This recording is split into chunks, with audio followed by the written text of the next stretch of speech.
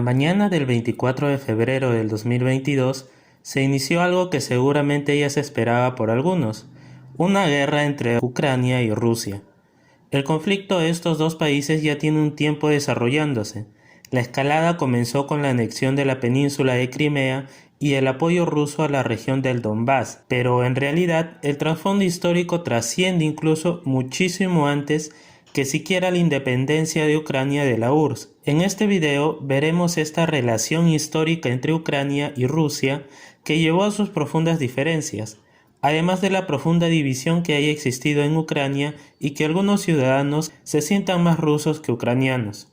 Cuando los vikingos cruzaron el mar Báltico, navegaron por el río Dnieper y se asentaron en Kiev. Allí encontraron a un grupo de tribus eslavas con las que se mezclaron y formaron el pueblo de Rus, dándose inicio al Rus de Kiev, cerca del 882 después de Cristo. Este Rus de Kiev fue una federación de tribus eslavas que estuvieron bajo el reinado de Rurik, que estableció la sede de gobierno en Novgorod, pero que posteriormente sus descendientes la trasladarían a Kiev, actual capital de Ucrania. Con el traslado de la capital a Kiev y de la descendencia de Rurik es que nace la dinastía de los zares. Este Rus estaba conformado por 15 principados. Entre ellos estaba el Principado de Vladimir Suzdal, origen inmediato de Rusia, y Galitzia-Volinia, origen de Ucrania. Estos dos principados se ubicaban en los extremos del Rus, lo que hizo relacionarse con vecinos diferentes, surgiendo aún más diferencias con la invasión del Imperio Mongol en el año 1240. Los mongoles ejercieron fuertes influencias en la región de Vladimir Suzdal debido a que las autoridades colaboraron con los invasores, a diferencia de Galitzia-Volinia, en donde la invasión mongola no fue tan efectiva, por la lejanía geográfica y porque encontraron una férrea resistencia. Es así como Galitzia-Volinia se fue integrando a la civilización occidental o de Europa del Este, mientras que Vladimir Suzdal se integró a un ambiente sociopolítico con las tribus mongolas. Incluso adoptaron la estructura imperial de los mongoles y formaron una nueva civilización en torno al río Volga. Estas diferencias étnicas se fueron asentando para ser el antecedente de las diferencias entre el pueblo ruso y el pueblo ucraniano. Pero un hecho que acercó más a Galitzia-Volinia, antecedente de Ucrania, a la civilización occidental, fue la invasión de Polonia y Lituania en 1340. Estos al principio respetaron la cultura de Galitzia, pero progresivamente fueron restringiéndoles muchas cosas al punto de prohibirles siquiera practicar su religión. Los nobles aceptaron las imposiciones y se convirtieron al catolicismo, pero los campesinos no lo aceptaron. Es a partir de acá que se puede decir que se empieza a gestar la influencia de la, en ese entonces, Rusia zarista, debido a que los campesinos que no aceptaron la influencia de los polacos huyeron hacia el sur, formando el Sich de Zaporizhia y posteriormente el estado de Genmanate. Pero ante la incesante presión de los polacos, este nuevo estado tuvo que pedir ayuda de la Rusia zarista, firmándose en 1654 el Acuerdo de Pereyaslav, que supuso el inicio de su integración al Imperio zarista. De esta manera, Rusia y Polonia entraron en guerra por el control de Galitzia-Volinia y Genmanate, pero en 1686 firman un acuerdo por el que Kiev y Zaporizhia pasaban al control de Rusia y Galitzia-Volinia se quedaba en poder de Polonia. Genmanate, siendo ya parte de Rusia, empezó a sufrir demasiadas restricciones. Se sacó a su población a otras partes del imperio y se les prohibió viajar al extranjero. Se les redució notablemente su autonomía, pero se les permitió hablar su propio idioma, el ucraniano. Todo esto obligó a los habitantes de Genmanate a interiorizar su pertenencia al imperio ruso, convirtiéndose Genmanate en una provincia más del imperio. Este proceso de integración, que siguió en los siglos XIX y XX, hizo que Ucrania no pida su independencia en el contexto de, por ejemplo, la Revolución Rusa de 1917, ni su alejamiento total de Rusia en la Revolución de 1991. Se puede decir que se identificaban con la sociedad y cultura zarista. Por otra parte, lo que quedaba de Galitzia-Volhynia, que quedó en manos de Polonia, pasó a manos del Imperio Austrohúngaro, cuando Polonia se dividió entre este último y el Imperio zarista. El Imperio Austrohúngaro respetó las costumbres y cultura de Galitzia, incluso respetó a la Iglesia Católica. Esto ayudó bastante a que los habitantes de Galitzia se sintieran parte de una etnia y nacionalidad concreta y diferente, la ucraniana. Esto último se acrecentó con las revoluciones de 1848, pero la autonomía se acabó con la Primera Guerra Mundial, cuando fueron invadidos, aunque no por mucho tiempo, por el Imperio zarista, que intentaba acabar con lo que quedaba de la cultura ucraniana para integrarlos culturalmente al imperio. Ya en la Segunda Guerra Mundial, la URSS invade la región de Galitzia y lo que quedaba de las demás regiones de Ucrania, siendo la primera vez que todas las regiones ucranianas estaban bajo el control de un mismo país. Las políticas de los soviéticos sobre estas regiones hicieron surgir un nacionalismo violento, pues las regiones que se anexaron a partir de la Segunda Guerra Mundial no aceptaron las políticas de la Unión Soviética, mientras las regiones de Ucrania que ya pertenecían al Imperio Ruso asimilaron la cultura y forma de gobierno de Moscú. Se define entonces la República Socialista Soviética de Ucrania, que formaba parte de la Unión de Repúblicas Socialistas Soviéticas, pero es de precisar que en ese momento Ucrania no tenía en su poder a la península de Crimea. Esta le fue regalada en febrero de 1954 por Nikita Khrushchev, que en ese momento era el líder soviético. En realidad, en aquella época este acto no constituyó ningún problema y no se le tomó mucha importancia, ya que al fin y al cabo, Ucrania y Rusia, que en ese entonces estaban en poder de Crimea, pertenecían al mismo país. Sin embargo, la población rusa sigue siendo mayoritaria en esa región, lo que desencadenaría un conflicto décadas después, debido a que una vez que Ucrania se independiza de la Unión Soviética, lo hace con todo y Crimea.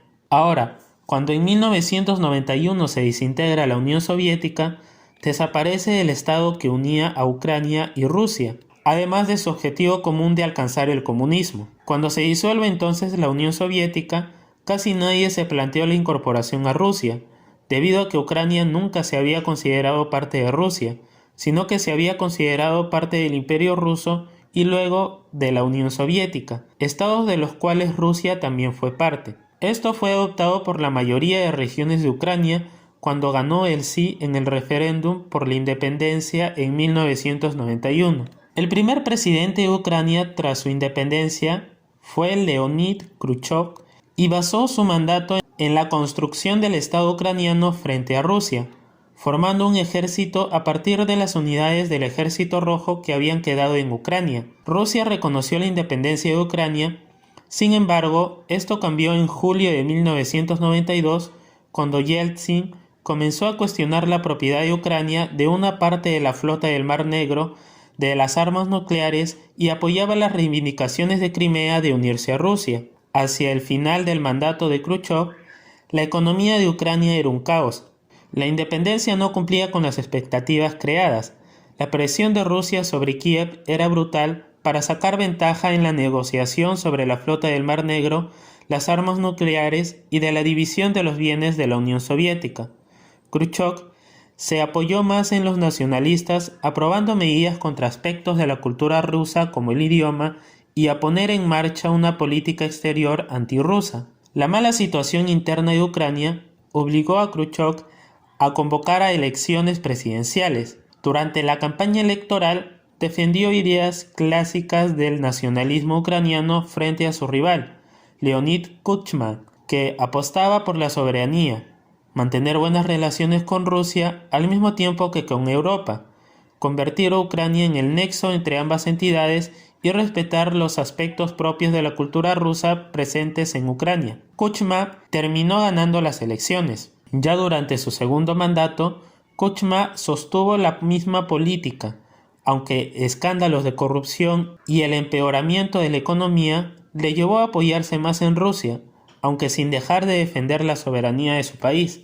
Luego de la Revolución Naranja, a quienes algunos solo la califican de negociaciones políticas, vino consigo las elecciones del 31 de octubre del 2004 y el gobierno de Víktor Yushchenko, que trajo consigo la mayor disposición a entrar en la OTAN y a tener una mayor colaboración con los Estados Unidos, tuvo una abrumadora mayoría en las elecciones, pero se dice que nunca tuvo intenciones de alejarse de Rusia. Sucede que a fines del 2004, cuando se realizaron las elecciones, se quedó en un empate entre Víktor Yanukovych, candidato de Kuchma, y Víktor Yushchenko, lo que llevó a una segunda vuelta, resultando ganador el primero. Esto no tuvo contenta a la población, que impugnó las elecciones denunciando fraude y saliendo a las calles en protesta con unos gorros y chalinas de color naranja. Es aquí donde se dan las intervenciones de Rusia y Estados Unidos. Rusia defendía supuestamente la soberanía de Ucrania, haciendo referencia a que no permitiría una intervención sobre Ucrania, mientras que Estados Unidos recomendaba la ejecución de nuevas elecciones apoyando la candidatura de Víktor Yushchenko, que terminó ganando en unas nuevas elecciones debido a que la Corte Suprema de Ucrania anuló las elecciones en segunda vuelta del 2004.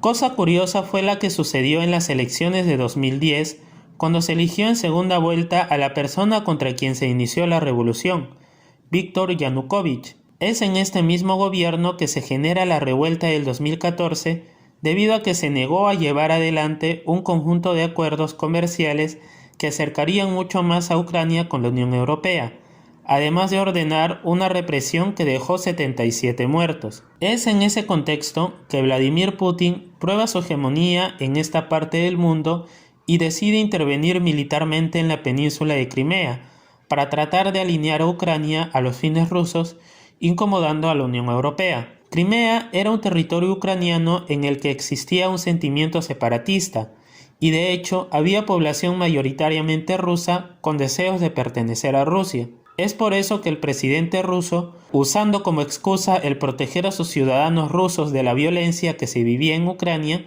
gestiona la anexión de Crimea. El 27 y 28 de marzo del 2014, grupos armados prorrusos toman el control de la República Autónoma de Crimea. El autoproclamado primer ministro solicita el apoyo de Rusia, quien envía tropas a la península para preparar su anexión, que fue aprobado por un referéndum el 30 de marzo del 2014, algo muy cuestionado por cierto sector de la comunidad internacional.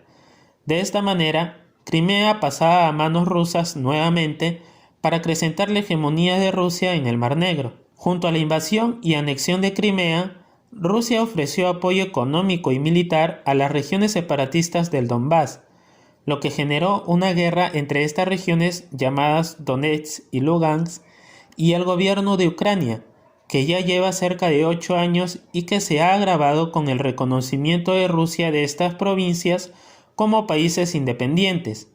Y si bien se dieron los llamados acuerdos de paz de Minsk, firmados por Kiev, Rusia y las dos repúblicas separatistas de Donetsk y Lugansk en 2014 y 2015, bajo los auspicios de la Organización para la Seguridad y la Cooperación de Europa, no han bastado para lograr un alto al fuego duradero. Debido al temor de una invasión a gran escala, es que en los últimos meses Ucrania intensificó el pedido que venía haciendo hace tiempo, su adhesión a la OTAN, una alianza militar que le daría el respaldo de las potencias europeas y Estados Unidos en caso de una invasión rusa. Esto, por supuesto que a Rusia no le hace ninguna gracia, pues si Ucrania se adhiere a la OTAN, tendría armamento de esta organización y hasta posiblemente armas nucleares muy cerca a su frontera, con capacidad de llegar a Moscú antes que Rusia pudiera repeler un eventual ataque. Temerosos de que esto suceda, Rusia ha movilizado cerca de 200.000 soldados en la frontera con Ucrania y tiene otros tantos en la región de Crimea y en el país vecino de Bielorrusia. Todo se agravó con la entrada del ejército ruso a las regiones separatistas de Donetsk y Lugansk, pero todo vino a empeorar aún más debido a que el jueves 24 de febrero Putin ordenó una operación militar especial contra Ucrania en la región del Donbass, pero reportes dicen que esta invasión en realidad se está realizando en gran parte del territorio ucraniano, reportándose ataques con bombas y combates incluso a puertas de la capital, Kiev. consumándose lo que muchos no deseaban, la guerra. En realidad, no hubo necesidad de una guerra entre Ucrania y Rusia. El conflicto se pudo resolver perfectamente por la diplomacia, pero a causa del intervencionismo en Ucrania, no solo de Rusia, se ha ocasionado un conflicto de intereses tremendo en perjuicio de la población civil y en realidad un conflicto que afecta a todos sus intervinientes, en perjuicio de la población civil ucraniana, que en estos momentos está atemorizada, huyendo e incluso muriendo. En realidad, un conflicto afecta a todos sus intervinientes y hasta a los que no intervienen también. Hagamos un poco de conciencia y comportémonos como humanos civilizados.